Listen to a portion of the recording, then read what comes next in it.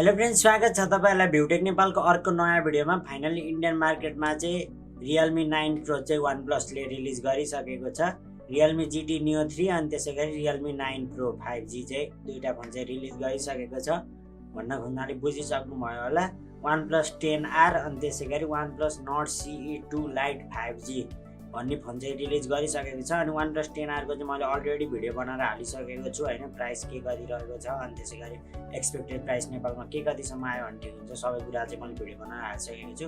माथि आई बटनमा दिनेछु।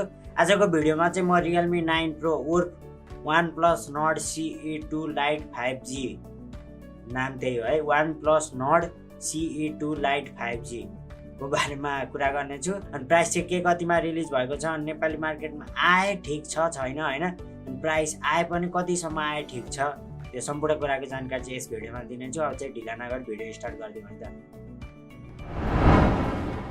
ल अब चाहिँ ढिला नगरी भिडियो स्टार्ट गरिदिउँ। सुरुमा चाहिँ यसको डिस्प्लेबाट जाउँ, जुन चाहिँ 6.67 इन्चको चाहिँ आइपीएस डिस्प्ले पाउनुहुन्छ विथ 120 हर्ट्ज को रिफ्रेश रेट। जुन चाहिँ यो प्राइस रेन्जमा तपाईहरुको पोको X4 Pro इन्डियामा चाहिँ पोको X4 Pro अनि त्यसैगरी Redmi Note 10 Pro हरेक जुन फोनमा पनि एमोलेड डिस्प्ले नै पाउनुहुन्छ हैन। तर यसमा चाहिँ आइपीएस डिस्प्ले विथ 120 हर्ट्ज को रिफ्रेश रेट रहेको छ, त्यो चाहिँ मलाई अलिकति पनि ठीक लागेन। अनि त्यसैगरी अर्को भनेको चाहिँ क्यामेराको कुरा गर्नु पर्दा मेन क्यामेरा 64+2+2 के दिएको के त रुममै त के थुक्नु है।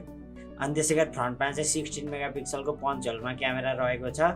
अनि डिजाइन पनि same to same Realme 9 Pro जस्तो नै रहेको छ हैन, त्यस्तो डिफरेन्स केही नै रहेको छैन। ब्याट्रीमा चाहिँ 5000 mAh ब्याट्री विथ 33 वाटको फास्ट चार्जर ठिकै छ भनौँ न हैन। अब अरु फोनहरुले रेडमीको पोकोले चाहिँ 67 दिन लागिसक्यो भने 33 दिएको छ।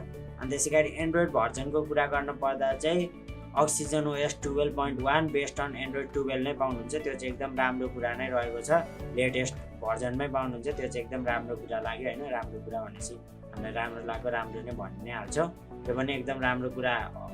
OS को मामलामा चाहिँ राम्रो नै छ, लेटेस्ट पाउनुहुन्छ। अब राम्रो त Realme UI, मैले के झुट बोल्नु हैन, Realme UI युज गर्न परेछ OnePlus को फोनमा, Oxygen OS 12 मन नपरेर